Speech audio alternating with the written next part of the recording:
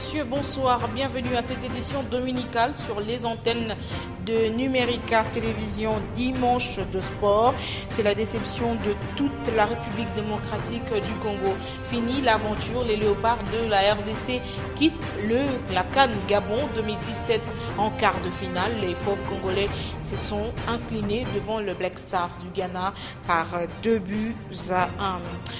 KTB Katoto n'est pas vice-président du Rassemblement et sa déclaration n'engage que lui-même. C'est le président du G7, Pierre Lumbi, qui l'a dit ce dimanche devant les professionnels des médias.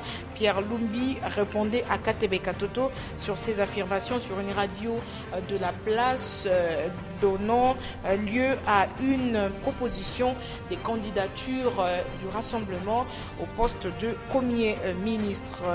Dans ce point de presse, le G7 est également revenu sur les discussions du centre interdiocésain clôturé hier samedi dans la soirée sans signature du document additif de l'accord du 31 décembre 2016. Et pour être complet sur ce dossier, ce journal de dimanche reçoit comme invité Olivier Kamitatou, vice-président du G7. Il a été enregistré hier au centre interdiocésain. Vous le suivrez à la fin de cette édition. Mesdames et messieurs, merci d'avoir choisi Numérica pour vous informer. Bienvenue à tous et à chacun. On va commencer ce journal par du sport. CAN Gabon 2017. Les léopards de la République démocratique du Congo finissent leur aventure en quart de finale. Ils ont perdu devant le Black Stars du Ghana par 2-1 et le Ghana se qualifie pour la demi-finale de cette compétition après le Burkina Faso. Vous suivrez images et commentaires dans notre édition de demain. En politique, le président du G7 était ce dimanche devant la presse. 3 points ont figuré à l'ordre du jour. Les discussions directes de la SANCO, la dernière sortie médiatique de KTB Katoto et la libération de Moïse Monidela. Pour Pierre Lumbi, KTB Katoto n'est pas vice-président du Rassemblement et sa déclaration n'engage que lui-même.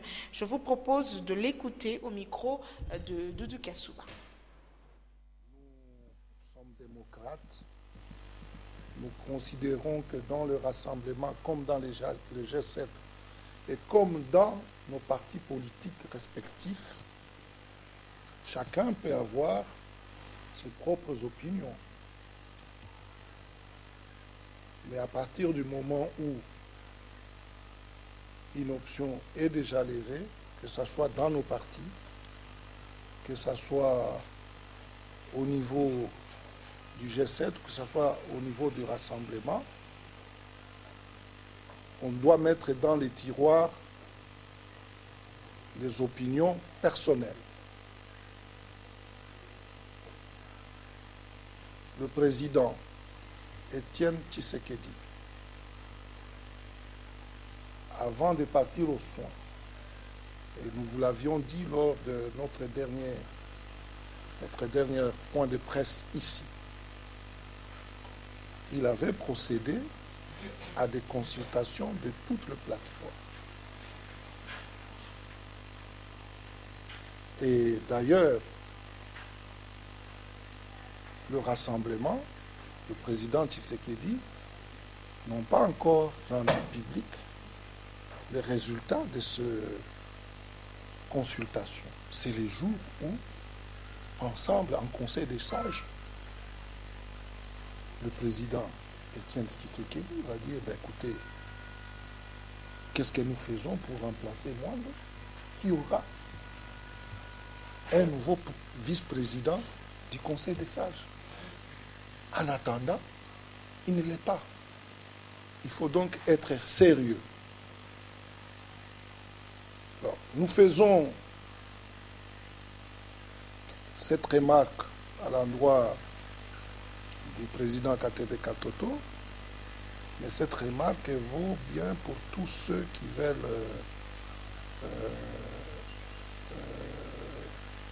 courir derrière le poste.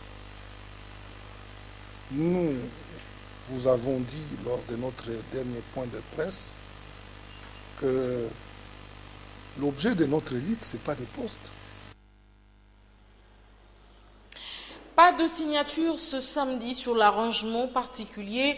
Les divergences persistent encore, notamment sur le mode de désignation du Premier ministre, le rôle de la SENCO pendant la transition, le chronogramme et l'affectation des ministères. L'annonce a été faite par le président de la SENCO, Marcel Outembi, devant les délégués des composantes réunis au centre interdiocésain, mais également devant plusieurs invités dans le corps diplomatique accrédité à Kinshasa. Tenant compte de ces questions qui restent ouvertes, la signature des délégués pourra se tenir au plus tard fin janvier, disons 5 février 2017. Je vous propose ici d'écouter les réactions des quelques délégués à la fin de la cérémonie. Nous avons 7 jours pour travailler et nous allons effectivement travailler avec le rassemblement pour arriver à une conclusion dans l'intérêt de la République. La majorité présidentielle ne bloquera jamais ce processus. Quand les évêques reviennent, nous allons terminer le travail. Mais puisque c'est eux qui pilotent le travail, qui font les bons offices quand ils seront là, nous allons programmer, mais entre-temps, nous restons en contact avec nos amis du rassemblement. Non, il faut comprendre que les évêques ont un engagement. Ils doivent impérativement voyager demain. C'est pourquoi on a donné un accord à mi-chemin, à mi-parcours. Mais je dirais que 80% de l'arrangement particulier a été exposé tout à l'heure. Dans 3-4 jours, je peux vous confirmer que les choses iront pour le meilleur. De l'autre côté, le rassemblement des forces politiques et sociales acquises au changement a constaté l'échec des négociations sur l'arrangement particulier qui devait conduire à la mise en œuvre de l'accord politique signé le 31 décembre. Le secrétaire général de l'UDPS dénonce la mauvaise volonté politique de la MP. De ce fait, la plateforme menace de ne pas signer le document supplémentaire. La décision sera donc issue de la réunion qui se tiendra demain, lundi, à Limité. Je vous propose d'écouter ici la déclaration lue par Jean-Marc Kabounda Kabound. Délégation du rassemblement aux discussions de la SENCO informe l'opinion nationale et internationale de ce qui suit. Les discussions se clôturent par un constat d'échec du fait de la volonté politique de la majorité présidentielle. La divergence fondamentale et la question de la nomination du Premier ministre qui a impact direct sur le chronogramme de la mise en œuvre de l'accord signé le 31 décembre 2017 par le parti prenant. En fait, la majorité présidentielle exige la présentation de 5 noms à présenter au président de la République alors que le rassemblement s'en tient à la présentation d'une seule personnalité au poste de Premier ministre tel que stipulé au point 3 romain 3.3 de l'accord. Par ailleurs, le rôle de médiation de la SENCO dans la mise en œuvre de l'accord est devenu encore problématique. Face à ces blocages, le rassemblement tiendra une importante réunion ce lundi 31 janvier 2017. Merci. On va quitter le centre interdiocésain pour se rendre en Ituri. Le président de la CENI séjourne à Bunia pour accélérer l'opération d'enrôlement. Corneille Nangaa Yebelo appelle toute la population de Bunia à s'enrôler. Selon lui, c'est une opération préalable aux différents scrutins organisés dans le pays. Corneille Nangaa, qui est accompagné d'une délégation des députés nationaux élus de l'Ituri, prévoit d'organiser les concertations avec toutes les couches de la population sur le processus électoral et la question de la sécurisation de l'enrôlement dans le territoire de Walundu Binda sera également au menu des discussions entre la CENI et le gouvernement provincial. Place à présent à la page rétrospective de la semaine finissante. Voici donc les principales informations à retenir dans une compilation de nos équipes de la rédaction. Lundi dernier, le président de l'UNANA, vice-ministre de l'énergie, lançait une pétition pour réclamer l'organisation d'un référendum.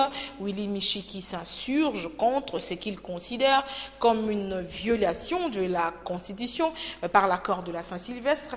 Et le président du RCDN, Roger Lumbala, était allé présenter ses civilités aux évêques et aux délégués une semaine après son retour facilité par la signature de l'accord de la Saint-Sylvestre. Reportage. L'Union nationale des nationalistes, UNANA en sigle, vient d'initier une pétition contre les accords du 31 décembre. La démarche vise à obtenir 100 000 signatures afin de barrer la route à ce que le parti considère comme une violation de la Constitution. Pour l'UNANA, les accords de la Saint-Sylvestre ne répondent pas à la volonté du souverain primaire, mais plutôt à la course à la recherche des postes ministériels. Nous nous retrouvons avec des accords. Le premier accord, c'est nous donner un chronogramme réel des élections. Le deuxième accord de la CENCO, jusqu'à ce jour, on ne sait pas quand est-ce que nous aurons élection. Nous sommes en train de voir comme s'il y a quelque chose où le peuple sera un jour pris en otage, où c'est un piège qu'on tend au peuple congolais pour qu'il n'y ait pas élection. Puisque jusqu'à ce jour, il n'y a pas un chronogramme. Alors, nous demandons à la population, pas seulement de Kinshasa, UNANA est dans presque toutes les 26 provinces, nous allons soumettre cette pétition à la signature, mettre cette pétition à la signature du souverain primaire. Touche pas à mes articles 5 et 218 de la Constitution, thème de la pétition. L'UNANA s'est dit capable d'atteindre les 100 000 signatures dans un bref délai. Sur place, plusieurs signatures ont été récoltées. Là où se trouvent les Congolais, il y a toujours des solutions. Même si il y a des tergiversations, c'est ça même le dialogue. Quand on dit qu'il y a du dialogue, c'est parce qu'il y a deux parties qui s'entredéchirent, qu'il faut mettre ensemble. Donc cela ne se passe pas légèrement. Il faut que les hommes et les femmes soient là pour discuter et je pense que nous allons trouver des solutions. Moi je pense qu'ils ne sont pas encore arrivés au niveau du partage des responsabilités comme tel. Mais il y a un ajustement qui se fait petit à petit. On avance et ça va arriver. Moi, je fais confiance à nos délégués, je fais confiance même aux délégués de la majorité et je pense que ça va marcher. Affaire Mouyembo, une audience avait eu lieu mardi à la prison centrale de Makala. Jean-Claude Mouyembo, président de la SCOD, est poursuivi pour abus de confiance, détention, rétention des documents et menaces d'attentat dans l'affaire qui l'oppose au procureur général près la cour d'appel de la Gombe. Et les ténors de l'opposition, signataires de l'accord de l'UA, avaient réintégré les travaux du centre interdécésain sur l'arrangement particulier. Il s'agit de José Makila, Azarias Robérois, mais enfin Jean-Lucien Boussa.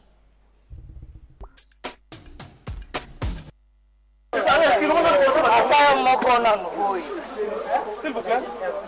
S'il vous plaît. On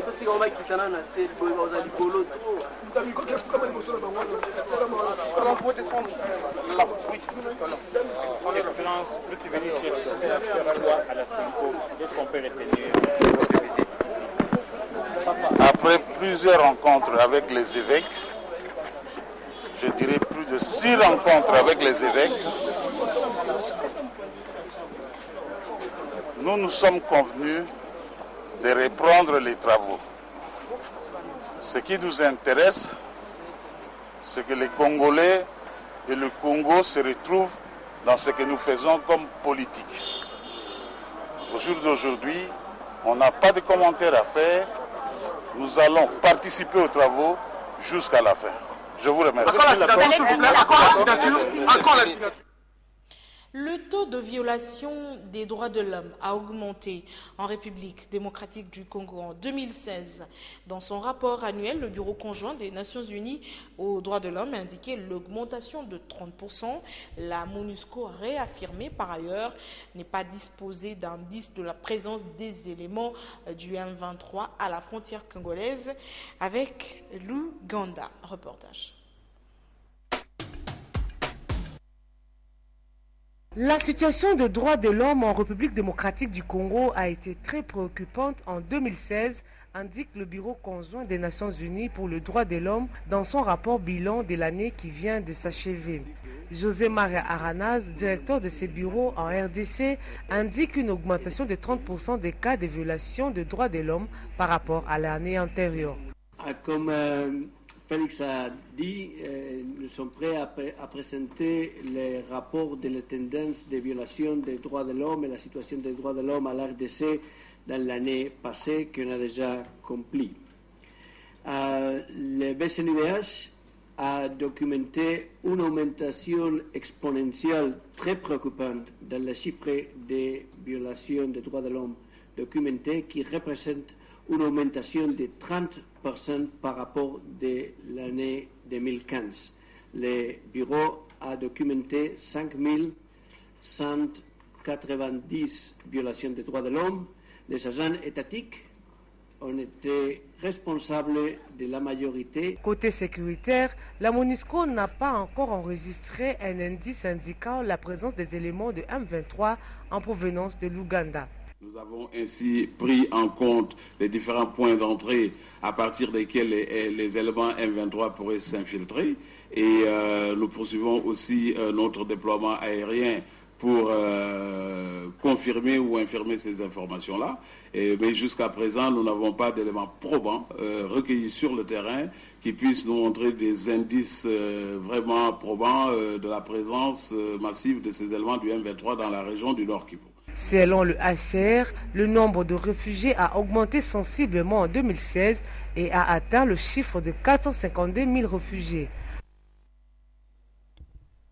L'opposition politique signataire de l'accord du 18 octobre ne parle toujours pas le même langage.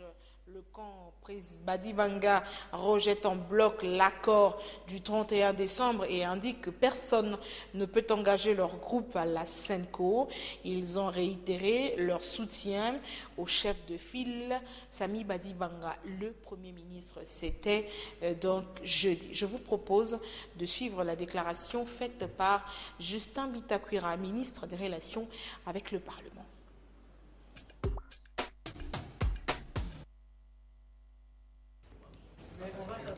Contrairement à la démarche initiée par quelques membres du gouvernement qui ont officiellement signé leur retour du côté du centre interdiocésain, ces autres membres du gouvernement sont venus réitérer leur soutien à celui qu'ils considèrent comme leur seul chef de file, le Premier ministre Sami Badi Banga.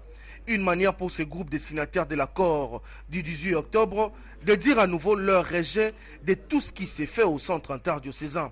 Pour ces délégués de l'Union africaine, tout avait déjà été fait, plus rien ne compte. Vous allez constater que peut-être ceux qui sont allés à la SENCO, membres du gouvernement, ne sont pas avec nous. Ils seront contactés et consultés par le Premier ministre lui-même pour leur dire que tout celui qui est à la SENCO, sa signature n'engage que sa structure et n'engage que lui-même. Ça ne nous engage pas. L'opposition issue du dialogue de la Cité de l'Union africaine est constituée des chefs de partis. Une vingtaine de partis politiques. Nous avons plus de 120 députés à l'Assemblée nationale. Après Lumumba, il n'y a que le gouvernement Sami Badi Banga qui a été investi presque à 99,9% à l'Assemblée nationale. Et nous demandons à la SENCO, qui propose même des postes ministériels, même comment on appelle le profil du Premier ministre, que c'est quelque chose de virtuel. Parce que nous sommes tombés dans le mot que les gens ne voulaient pas entendre hier, le glissement. Et aujourd'hui, nous sommes en plein pied dans l'arrêt de la Cour constitutionnelle. Et que tout celui qui rêve de devenir Premier ministre, devenir ministre ou PDG, dépendra de la volonté discrétionnaire du président de la République, qui est Joseph Kabila. Vendredi dernier, une messe d'action de grâce était organisée en mémoire des victimes des manifestations de décembre pour la cause de la démocratie par la dynamique de l'opposition séparément, des victimes tombées, dit-on là-bas, pour la défense de la Constitution. Ils sont morts pour certains en janvier 2015, pour d'autres en septembre 2016 et pour d'autres encore le 19 décembre 2016. 2016. L'une était dite en la paroisse cathédrale Notre-Dame du Congo, l'autre était organisée en la paroisse Christ-Roi dans la commune Kasavubu le même jour. Une conférence débat était organisée sur les manifestations publiques à l'Institut français de la Gombe. Enjeu, sensibiliser sur la non-violence, une initiative de la Commission nationale de droits de l'homme en partenariat avec le Bureau conjoint des Nations Unies aux droits de l'homme.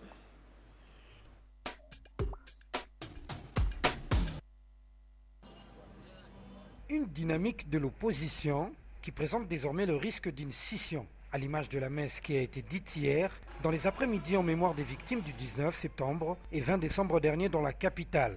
Ceux qui soutiennent Claudel Loubaya se sont retrouvés dans la paroisse Christ-Roi dans la commune Kasavubu. Un devoir de mémoire pour rappeler à l'État congolais que revendiquer ses droits est un droit constitutionnel. Et qu'en revendiquant le droit à ses droits, le citoyen ne s'expose pas à la mort.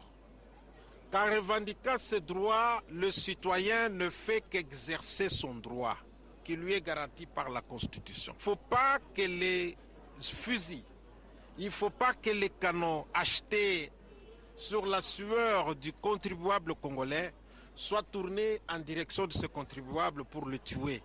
De l'autre côté, le fidèle à Gilbert Kiakwama ont réuni leurs troupes à la cathédrale Notre-Dame de la commune de la Gombe. Tout le Deux-Franches ont le même discours, hommage à nos martyrs, ceux qui ont accepté de donner leur vie pour la démocratie. Plus jamais ça. Plus jamais ça. Nous n'accepterons plus pour conquérir le pouvoir ou pour le conserver que les Congolaises et les Congolais meurent. Voilà pourquoi nous pensions qu'aujourd'hui, nous devions rendre hommage à tous ceux des nôtres qui sont tombés pour cette cause de la défense de la citoyenneté congolaise, la défense de la démocratie. Voilà, merci à tous d'être venus, mais ne baissez pas les bras, serrez les coudes, le temps est à la mobilisation. À la cathédrale Notre-Dame de la Gombe, une grande délégation du RCDN était présente, conduite par son président, Roger Lumbala. La commission mise en place par le président des sages du rassemblement en vue d'assurer la médiation pour réconcilier les membres de la dynamique de l'opposition est à pied d'œuvre, composée notamment de Pierre Lumbi, Kitengeyezu, du professeur Boissa. Cette commission a tenu sa première réunion samedi dernier.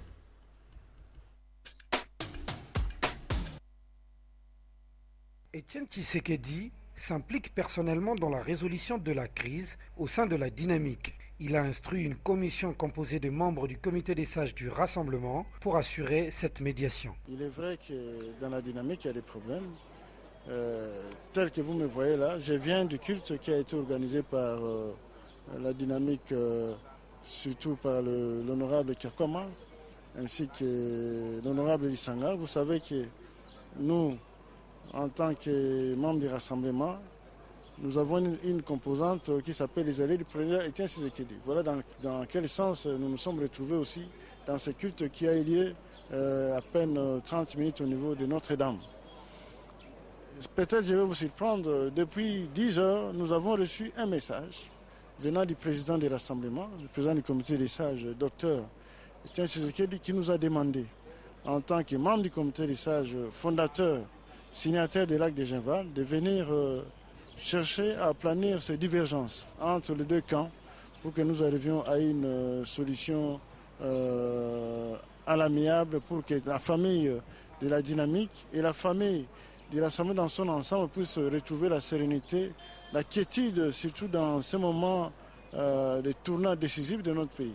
En dépit de l'implication du président du rassemblement, la mission ne sera pas facile d'une application aisée. Nous vous disons que la dynamique n'a jamais été créée par l'initiative de qui que ce soit. C'est par les membres de la dynamique qui ont créé la dynamique, qui ont arrêté les règles des jeux. Et je pense qu'à ce niveau ici, nous n'avons pas besoin d'une médiation parce que nous nous battons pour le respect des textes et nous tenons que les exigences que nous avions arrêtées volontairement de bonne foi soient respectées. À l'origine de la crise, la reconduction de la modération de la dynamique au président de la Convention des démocrates chrétiens, Gilbert Kiakwama. Merci beaucoup à tous ceux qui nous suivent depuis Brazzaville, capitale de la République du Congo. Ainsi se termine cette édition. Je vous laisse suivre l'invité du journal. Il a été enregistré au centre interdiocésain, délégué aux discussions directes pour le compte du rassemblement. Olivier Kamitatou est le vice-président du G7 et le président national de l'ARCA. Mesdames et messieurs, je vous retrouve demain à 21h dans le cadre du magazine Noticias qui reçoit Fayoulou Martin. À demain.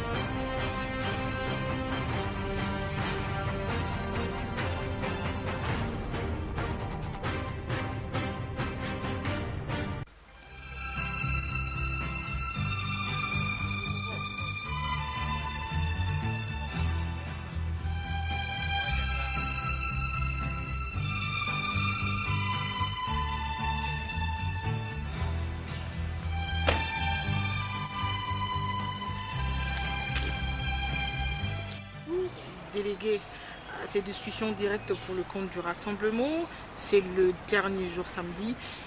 Du point de vue de l'évolution de vos discussions, discussions dans la grande plénière, mais également la petite plénière, quelle est l'idée qu'on peut se faire de vos échanges entre majorité et opposition signataires de l'accord et non signataires de l'accord du 18 octobre?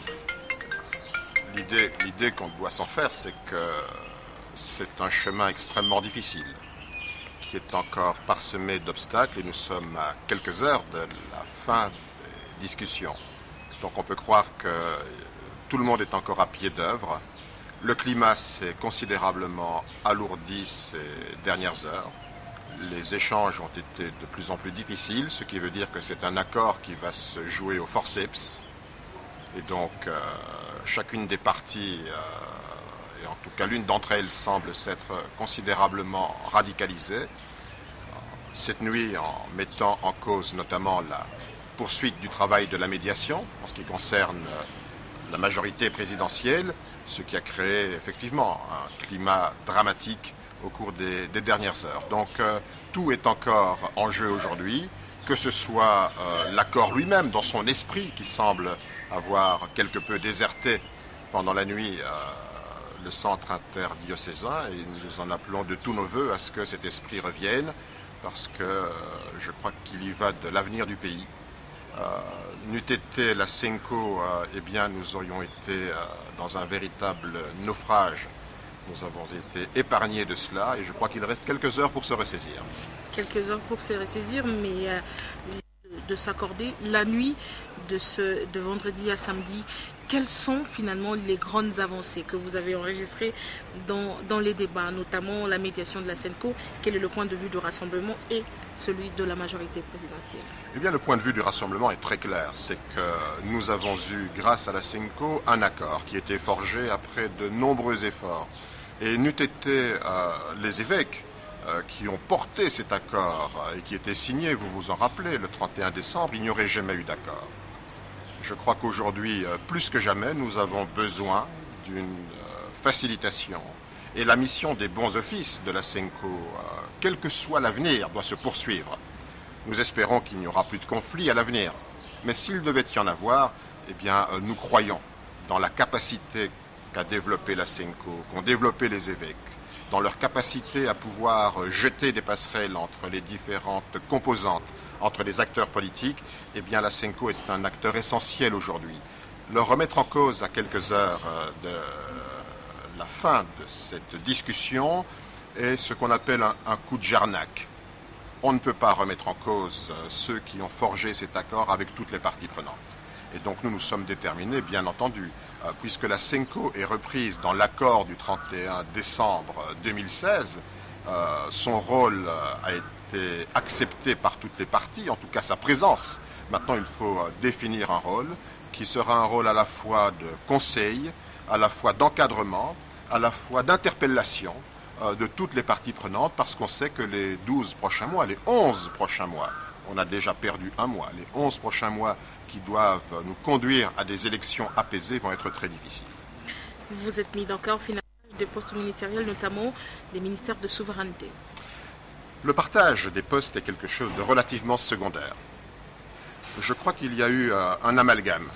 Si on veut partager les postes, c'est pour se donner des garanties de bonne fin, que chacune des parties ne puisse pas s'arroger des positions pour confisquer, comme l'une d'entre elles l'a fait pendant 5 ans, le processus électoral. Et donc là aussi, non seulement nous avons la SENCO qui fait partie des garanties de bonne fin, mais nous avons également un gouvernement qui doit être équilibré, un Conseil national de suivi de l'accord qui est une institution qui doit être la plus inclusive et la plus équilibrée possible, la plus représentative possible. Nous sommes en train de trouver un accord, mais c'était extrêmement difficile. On peut alors attendre ce samedi et à la signature finale du document. Si l'esprit a changé, si l'esprit a évolué, vous le savez, nous avons travaillé toute la nuit. Et au petit matin, nous sommes partis sur de profonds désaccords. Le premier d'entre eux a été la médiation, son avenir et son rôle dans ce processus. Dès lors qu'une des parties remet en cause ce qui constitue pour nous le pivot central des discussions, dès qu'on remet en cause le rôle des évêques pour l'avenir, eh bien on peut s'attendre effectivement à ce qu'il y ait des problèmes et que la signature puisse être même retardée, aussi longtemps que nous ne nous sommes pas mis d'accord sur un des points essentiels de notre accord. D'autres questions subsistent qui sont extrêmement importantes. C'est notamment la désignation du Premier ministre. Vous le savez, il y a un point de désaccord. Pardon. Un point essentiel qui pose encore problème aujourd'hui, c'est la désignation du Premier ministre. C'est un des points essentiels de cet accord. Le Premier ministre, toutes les parties prenantes se sont convenues qu'il doit être présenté par l'opposition non signataire de l'accord du 18 octobre, donc le rassemblement. Eh bien, le rassemblement va présenter le Premier ministre. Certains demandent que ce soit une liste, ce n'est pas l'accord. Le rassemblement présentera le Premier ministre. Les mécanismes doivent être maintenant encore mieux détaillés dans l'arrangement particulier. C'est un des points sur lesquels nous devons encore travailler. Un autre point sur lequel on doit travailler, c'est bien entendu la répartition composante par composante des ministères. Et finalement, un point important, c'est le chronogramme. Vous le savez, chaque jour compte. Nous sommes venus ici non pas pour nous partager des postes, mais pour organiser les élections de façon qu'elles se passent dans des conditions apaisées et crédibles. Ça veut dire que nous avons fort à faire pour que nous puissions très rapidement à la fois adopter notre propre chronogramme et à partir de la mi-avril entendre le chronogramme maintenant, le calendrier de la CENI, parce que nous voulons effectivement que fin 2007, eh bien, les Congolais, nos compatriotes, puissent voter et choisir le futur président de la République. Ce gouvernement qui sera mis en place aux élections, techniquement parlant, financièrement parlant et même logistiquement parlant, décembre 2017. Ça devient un peu hypothétique. Ça ne devient pas hypothétique dès lors qu'on a la volonté politique et cette volonté a manqué au cours des 5 dernières années. Aujourd'hui, eh bien, il faut compenser ce manque de volonté des 5 dernières années. Ce gouvernement a 3 missions essentielles. La toute première, je le rappelle, c'est organiser des élections crédibles en 2017. La deuxième mission, tout aussi importante, eh bien, c'est assurer la paix et la sécurité pour tous les ménages, pour tous nos compatriotes à travers tout le pays. Et la troisième mission, c'est stabiliser un tant soit peu la situation économique et sociale qui se détériore de jour en jour. Voilà 3 grandes missions. Ce gouvernement ne va pas s'égarer dans d'autres missions que ces 3 missions. Si la volonté politique est là, si la cohésion nationale est là, s'il y a un effort derrière ce gouvernement, s'il arrive à convaincre tous les partenaires, la communauté internationale, mais surtout l'opinion intérieure, nous pourrons réussir ces élections en 2017. Quel est le problème si l'on 3, 5, même le panel que demande la majorité présidentielle au président de la République pour se choisir un candidat Premier ministre? Qui va Ça se revient tôt même. J'aime bien le terme pour se choisir. Qui va se choisir? Laisserons-nous Joseph Kabila se choisir son Premier ministre? Ce sera le Premier ministre qui sera présenté par le Rassemblement. Aujourd'hui, vous le savez, il y a eu d'énormes compromis dans le pays. Ces compromis ont coûté d'énormes sacrifices en vies humaines, en larmes, en sang versé. Nous sommes conscients de la responsabilité historique de toutes les parties prenantes. Nous considérons que personne n'a gagné les élections, qu'il y a un accord qui précise que le rassemblement présente le Premier ministre. Nous devons respecter le fait que le président de la République n'est pas une machine à signer, donc il faut trouver un mécanisme par lequel on respecte le président de la République, parce que s'il n'a pas de légitimité, au moins il a la reconnaissance de toutes les parties prenantes, et nous avons décidé d'étendre son mandat pour l'année 2017. C'est donc un président de transition, un gouvernement de transition, un parlement bientôt qui va quitter également l'espace de légitimité mi-avril. Toutes les institutions vont tomber dans l'illégitimité. C'est pour ça que cet accord est extrêmement important et qu'il ne faut pas s'arroger des pouvoirs qui ne sont pas dévolus pendant cette période de transition. Le pouvoir de présenter le Premier ministre revient, selon toutes les parties prenantes, au rassemblement, et on n'a pas dit une liste de candidats, on a bien dit le Premier ministre. Ça sera donc un accord trouvé dans la douleur. Quels sont les mécanismes pour éviter un crash tout au long de cette période de transition et aboutir aux élections? La première des conditions pour qu'un accord puisse être mis en œuvre de manière satisfaisante, c'est la confiance que s'accordent toutes les parties. Nous accordons confiance à la majorité présidentielle, elle doit accorder confiance au rassemblement des forces sociales et politiques acquises au changement. Nous devons bâtir cette confiance. Nous avons commencé à la construire ici à la SENCO, autour des évêques, au centre interdiocésain. La meilleure des conditions, c'est d'avoir à la fois l'estime, l'appui de la population, mais c'est surtout d'avoir un sentiment de respect partagé et surtout le sens de la parole donnée, ne pas remettre en cause ou en question ce qui était adopté ici, effectivement, après beaucoup de labeur. On a parlé de Moïse Katumbi qui s'est effacé en retour. Nous n'avons pas cédé. Nous avons considéré que, et c'est Moïse Katumbi qui a considéré que son cas personnel ne pouvait prendre en otage tout un processus. Et il a, avec beaucoup d'abnégation, un grand sens de l'État, considéré que l'accord était plus important que son destin personnel. Nous avons considéré, nous, qu'une des garanties était que les évêques, ici, que la SENCO puisse prendre en charge son dossier, tout comme les autres dossiers emblématiques pour lesquels vous constatez qu'il n'y a pas une réelle volonté. Nous espérons qu'il y ait vite un gouvernement et que finalement, que cette volonté politique qui a fait défaut au gouvernement sortant, puisse être maintenant exprimée de manière plus claire par le Premier ministre et le gouvernement qui va venir, pour que tous les prisonniers d'opinion, que tous les prisonniers politiques puissent être libérés. Sinon, nous aurons signé un faux. Sinon, nous nous serons parjurés pratiquement. Donc nous voulons nous respecter nos engagements, ce sera peut-être l'œuvre du prochain gouvernement si ce n'est fait dans les jours qui viennent. Malheureusement, on constate un grand retard. Moïse Katumbi s'est sacrifié pour qu'un accord politique, un accord national puisse être trouvé. Les évêques ont dépêché une mission à Lubumbashi pour recueillir leurs avis, leurs opinions. Toutes les parties prenantes ont considéré qu'on pouvait laisser entre leurs mains ce dossier extrêmement important.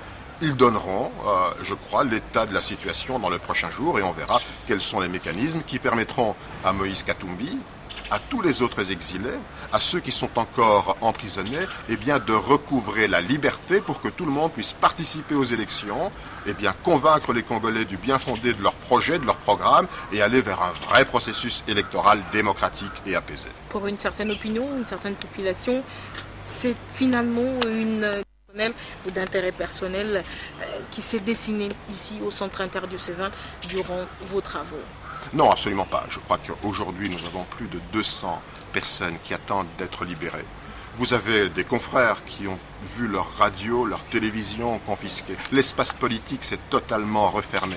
Avec l'accord de la SENCO, c'est une promesse de réouverture de l'espace politique. Nous avons besoin, pour le développement de notre pays, d'une vraie démocratie, que chacun puisse s'exprimer, que les projets de société puissent être partagés et que finalement, ils reviennent aux souverains primaires de choisir librement quels seront les dirigeants avec le programme qu'ils auront décidé de mettre en place pour l'avenir et le progrès de notre pays. Décembre 2017, pas d'élection, rassemblement, que direz-vous à la population congolaise? C'est une perspective à laquelle je ne veux pas m'associer. Ça veut dire que la volonté politique qui va s'exprimer à travers la mise en place de ce gouvernement, à travers la mise en place du Conseil national de suivi de l'accord et du processus électoral, qui sera ce Conseil national présidé par Étienne Tshisekedi, qui sera encadré avec des vice-présidents venus à la fois de la majorité présidentielle, du MLC, Front du Respect pour la Constitution, mais également de l'opposition politique, nous nous sommes donné les moyens par cet accord, eh bien, à la fois de redresser la tête dans le processus électoral, de donner une nouvelle orientation au pays en termes d'échéance électorale. Je veux croire que toutes les parties prenantes ont la même volonté que le Rassemblement d'arriver à des élections. Si nous n'y arrivions pas, ça veut dire que nous aurons échoué, ça veut dire que le pays risque de retomber dans un nouveau chaos et ça, nous ne le voulons absolument pas.